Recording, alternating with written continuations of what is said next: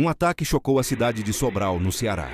Câmeras de segurança registraram o momento em que 2 suspeitos atiraram contra a escola estadual Luiz Felipe.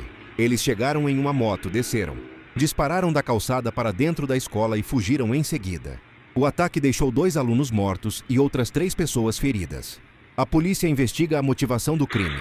Uma quantidade de drogas, uma balança de precisão e embalagens foram encontradas com uma das vítimas, mas ainda não foi esclarecido se o material pertencia a um dos alunos mortos ou a um dos feridos.